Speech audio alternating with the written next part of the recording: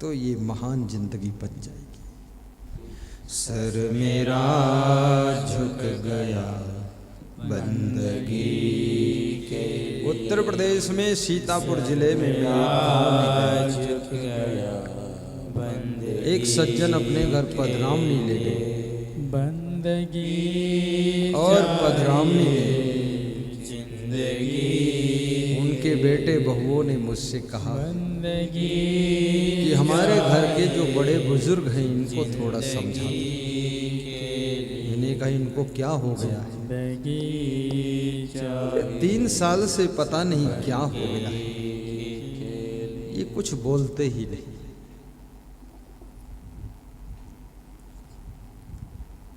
और किताब खोलकर पढ़ते रहते हैं।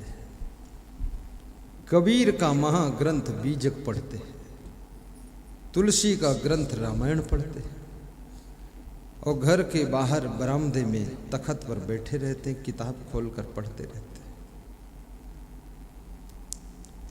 ना किसी को डांटते हैं, ना भोजन खाने आते हैं, ना नाश्ता मांगते हैं। दे दो इनको तो खा लेते हैं, ना दे तो भूखे बैठे रहते हैं। बड़ा संकट हो गया, न जाने क्या हो गया। तो मैंने उनसे पूछा, बाबा तुमको क्या हो गया है? तो उन्होंने कहा हमको कुछ नहीं हो गया है, ये घर वालों को सब कुछ हो गया है। तो उन्होंने बताया, देखिए गुरुदेव अब कोई मेरी सुनता तो है नहीं, मैं बूढ़ा हो गया हूँ, 75 साल उम्र है, 3 बेटे हैं, 3 बहुएं हैं, सब अपने अपने ढंग से रहते हैं। तो मैंने अपना दिल हटा लिया सबसे। अब मैं रामायण पढ़ता हूँ और कबीर साहब का बीजक पढ़ता हूँ, प्रवचन सुनता हूँ आपका, और खुश रहता हूँ। कोई हमसे बोलता है तो भी हम खुश हैं, और नहीं बोलता तो भी खुश हैं, और हम किसी से बोलते ही नहीं। और हमारे पास जो बोलता है तो उससे हम बोल देते हैं, और जो नहीं बोलता तो हम बोलते नहीं। और हम पढ़ते रहते हैं और थक जाते हैं तो दिन में 3-4 बार सो लेते हैं और रात में सो लेते हैं। और 5 किलोमीटर सवेरे हम पैदल चलते हैं ताकि थक जाऊं तो शरीर थोड़ा अच्छा रहेगा। और बड़ा सुखी हूँ, पेड़ के नीचे बैठकर भी हंसता रहता हूँ। लोग मुझसे पूछते हैं बड़ा सुख मिल गया, क्या बात है? तो मैं कहता हूँ बात कुछ नहीं मिला, कुछ नहीं, खाली दिल हटाया, बस दिल हटा दिया। और ये दिल हटाना भी कोई छोटी बात नहीं है, दिल हटता ही नहीं। 100 जूते खाएं, तमाशा घुस के देखें। ये दिल नहीं हटता है। लोग कहते मन मानता नहीं, और दिल को हटाना भी बहुत बड़ी कला है। छत्तीसगढ़ प्रदेश में कोरबा जिले में मेरा सत्संग था, तो एक डॉक्टर के यहाँ मैं गया, तो डॉक्टर और डॉक्टरीन दोनों रोने लगे। तो मैंने कहा रोते क्यों हो? बोले लड़का भाग गया गुरुदेव। मैंने कहा कहाँ भाग गया? बोले यहीं रहता सिटी में 2 किलोमीटर दूर। तो हमने कहा तो भाग क्यों गया? वो दूसरी जगह घर बना के रहता है, मिल लो। बोले उसके घर जाता हूँ तो बोलता ही नहीं, और अपने घर बुलाता हूँ तो आता नहीं, और उसके घर जब जाता हूँ तो निकल के बाहर चला जाता है, और उसकी पत्नी भी नहीं बोलती। तो मैंने कहा दिल हटा लो फिर। बोले दिल हटता ही नहीं। तो मैंने कहा फिर तो कोई उपाय भी नहीं बचा। बोले अब आप ही बताओ। तो मैंने कहा बात तो एक ही है, लड़का तो मानेगा नहीं,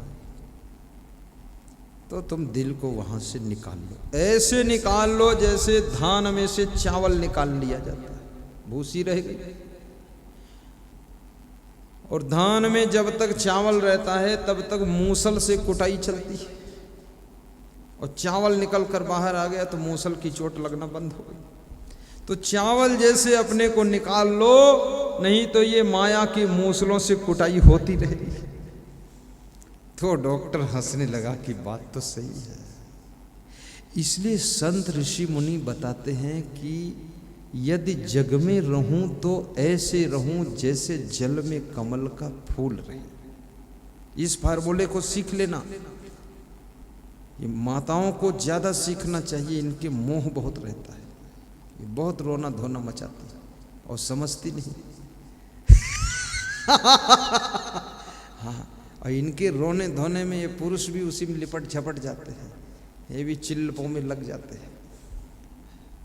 मैं जिस समय साधु हुआ था तो एक गांव को भ्रमण करने गया। भ्रमण मतलब यही सत्संग करना। तो एक डॉक्टर से मेरा ज़्यादा प्रेम हो गया। उसकी उम्र बहुत थी लेकिन अच्छा आदमी लगा। मेरे गुरु भी साथ में थे तो मैं गुरु जी के साथ ही रहता था। तो डॉक्टर बोला कि मेरा लड़का मर गया है। तो उसकी माँ बहुत रोती है। तो उस लड़के के जो कपड़े रखे हैं उन कपड़ों को पकड़ कर रोती है। तो बोले कपड़े तो मैंने आग से फूंक दिया एक दिन। तो अब उसकी माँ जिस खाट पर लेटकर सोता था उसको पकड़ के रोती है। तो मैंने खाट को भी आग में जला दिया।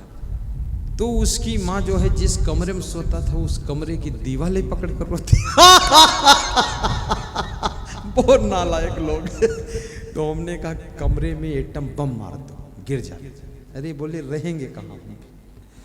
बोले ऐसा जी खाए है मेरी औरत, बहुत बेवकूफ है, इतना रोती है वो, उस चक्कर में मैं भी रोता हूँ, फिर क्या करूँ?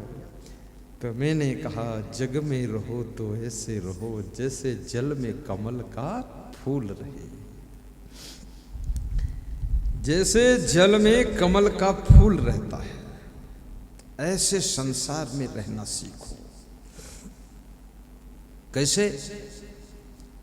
कमल की जड़ कीचड़ में होती है और कमल का जो तना है वो जल में रहता है, लेकिन कमल का जो फूल है वो कीचड़ और जल दोनों से अलग रहता है। तो ऐसे जन्म तो माया के कीचड़ में तुम्हारा हुआ है और ये जीवन रूपी तना मोह के जल में है, लेकिन आपकी आत्मा का फूल ये माया मोह के कीचड़ और जल से अलग रहना चाहिए, उसमें लिप्त नहीं होना चाहिए। आप अपने को इससे बाहर खींचो, ज्यादा चिल्लपो मत मचाओ। गाइए, यदि जग में रहूं तो ऐसे रहूं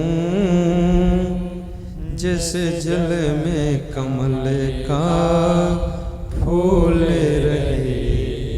वाह, गुरु जी का सत्संग कराना चाहिए। एक आदमी अगरबत्ती जलाता है, हजारों लोगों को खुशबू मिल जाती है। एक आदमी गंदगी फैलाता है, हजारों लोगों को प्रदूषण बदबू मिलती है। कोई एक दो आदमी सत्संग कराते हैं, हजारों लोगों को सुनने को मिल जाता है। शक्नोति है यह सोढ़ुम प्राक शरीर विमोक्षणात् काम क्रोधोद्भवम बेगम सह युक्ता सह सुखी न रहा। श्री कृष्ण अर्जुन से कहते हैं जो काम के बेग को और क्रोध के तूफान को बस में कर लेता है। अंदर क्रोध आया है लेकिन क्रोध में गाली नहीं बक रहा है आदमी, क्रोध में कुछ नहीं बोल रहा है। तो कृष्ण कहते हैं जो इन दो तूफानों को रोक लेता है, कंट्रोल करता है, सहयुक्ता, वह योगी है, वह साधु है, वह महात्मा है, वह संत है और वो महान पुरुष है। वही गुरु है, वो सदगुरु है और वही हमें ज्ञान का रास्ता बताने वाला महान संत है। वो हमारी जिंदगी के दुखों का अंत है और हमारे जीवन का वसंत है जो इनको बस में करता है। सहयुक्ता स सुखी नरा, और वही सुखी मनुष्य है। बहुत कठिन बात है सुखी होना। यदि क्रोध को बस में न कर पाओगे तो कभी सुखी न रह पाओगे। आपको अपनी बहू के ऊपर कभी गुस्सा भी आ जाए तो भी गुस्सा को पी जाना और बहू को कुछ न कहना, क्योंकि कुछ ज्यादा कह देने से बहू गठरी लेकर मायके चली जाएगी, समस्या बढ़ा सकती है।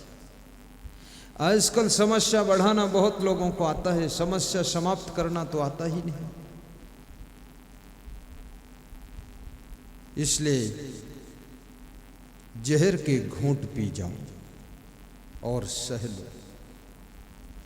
बेटे पर कभी क्रोध आ जाए, हल्का फुल्का डांट देना, फिर अपने को वापस समझा लेना। कभी बाप के ऊपर गुस्सा फूट पड़े तो अपने आप पर नियंत्रण कर लेना, बाप को गाली मत देना। महाराष्ट्र नासिक में मेरा सत्संग था, तो एक सज्जन के पड़ोस में उनके घर में स्नान करने जाता था, तो उन्होंने कहा बात करने की इच्छा है, बोलते नहीं हो, चुप्पे से नहा के चले जाते हो। मैंने कहा जबरदस्ती बात करना भी नहीं चाहिए किसी से, स्नान करने का मौका दिया, ये कुछ कम नहीं है। अब बात करने में कोई दम नहीं है, अब बात करने की ज़रूरत न तुमको है न हमको है। बोले नहीं मैं करना चाहता हूँ। मैंने कहा कर लो। तो बोले आप सत्संग सुनाते हो, अच्छा लगता है, ये मकान जो है जिसमें नहाते हो ये मेरा ही था। तो हमने कहा फिर किसका हो गया? बोले ये बहन का हो गया है, करोड़ों का मकान है, दुख लगता है। बोले बहन का कैसे हुआ? बोले मेरे गुस्सा आया, मैंने बाप को थोड़ा उल्टा पलटा बोल दिया और मेरी बहन ने बाप को मीठी मीठी बातें करके फुसला लिया। मेरे बाप ने बहन को मकान लिख दिया और मैं बिना मकान का सड़क पर आ गया। ये बात है। क्रोध से निकले हुए शब्द तुम्हारे भाग्य को बिगाड़ सकते हैं, तुम्हारे भविष्य को अंधेरे में ढकेल सकते हैं। आप राजनीति में काम करो, चाहे समाज में काम करो, घर में करो, परिवार में करो, आश्रम में करो, साधु बन जाओ, लेकिन ये बहुत सावधानी रखना।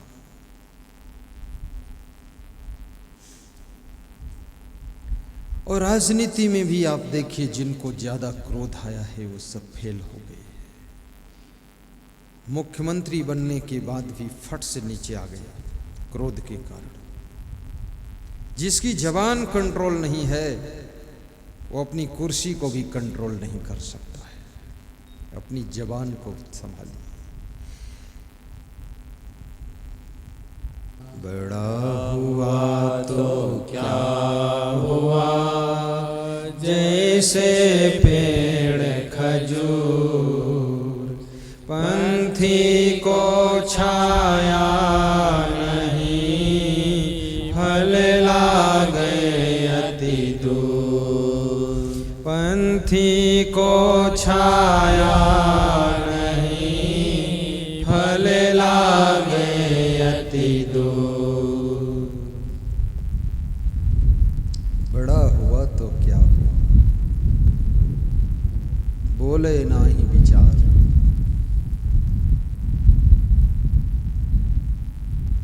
कम बोलना एक साधना है, ना बोलना एक बहुत बड़ा अपनी वाणी के ऊपर नियंत्रण है। संभल कर बोलना ये बहुत बड़ी सावधानी है। जो मूड में आए वो बोल देना ये बहुत बड़ा खतरा है। बोलिए, बोलत ही पहचानिए साहु चोर का घाट। हाँ ऐसे लगा दिया। बोलत ही पहचानिए साहु चोर का घाट।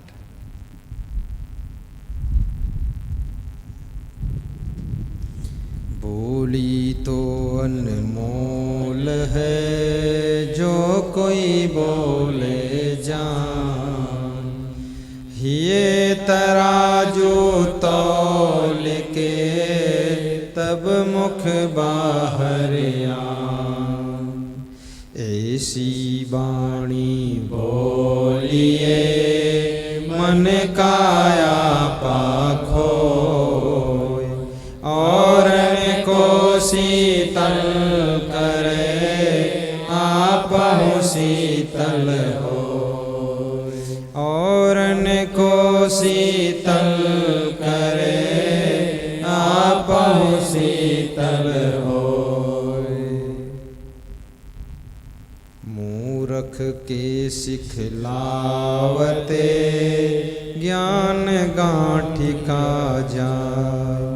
कोयला होय न ओजला, जो सौ मन साबुन लाय। कृष्ण कहते हैं अर्जुन,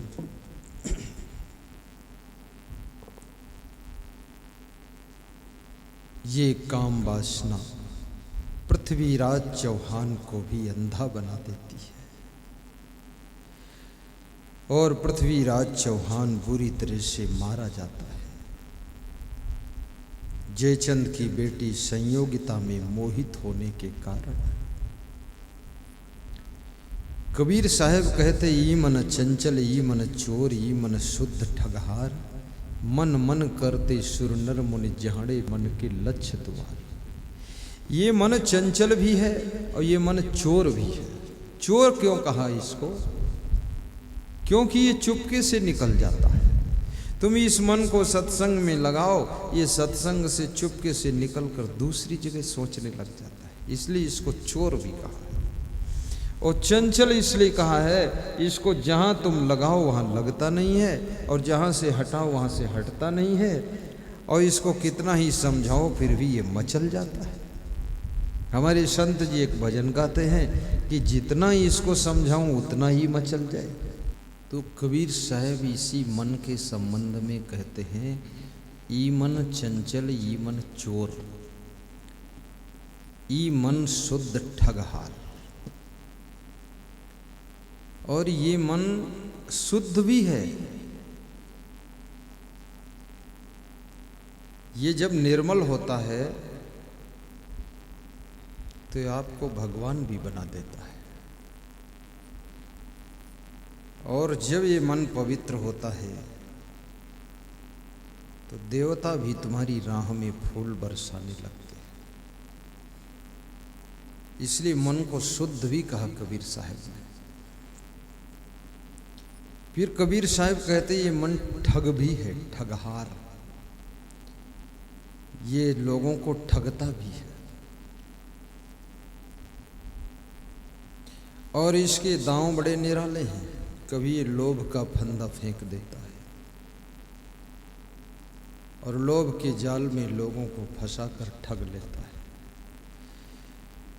और कभी ये मोह का फंदा फेंकता है, तुम्हें मोह के जाल में फंसा करके बहुत रुलाता है। और कभी ये काम वासना का जाल फैलाता है, उसमें तुमको फंसा करके पुनरपि जननम पुनरपि मरणम की यात्रा करवाता है। और कभी ये मन आपको अभिमानी बनाकर ठगता है।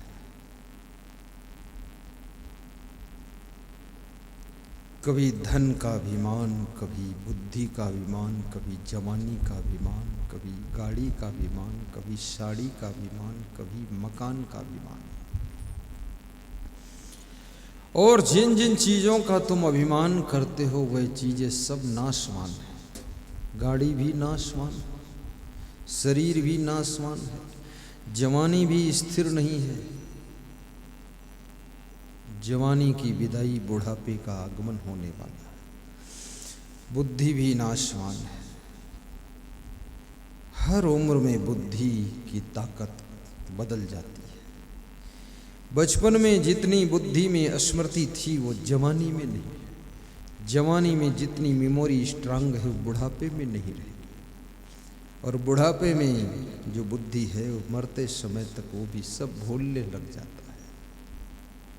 कितने लोग तो उनकी बुद्धि बुढ़ापे में इतना कट जाती है कि बार बार एक ही बात पूछते हैं, यहाँ तक भूल जाते हैं कि हमने भोजन किया कि नहीं किया। वो कई बार बैठ जाते खाने के लिए, बुद्धि कट गई। कितने लोग अपने बेटे बेटियों के नाम भी भूल जाते हैं, संख्या भूल जाते हैं हमारे कितने बेटे बेटी।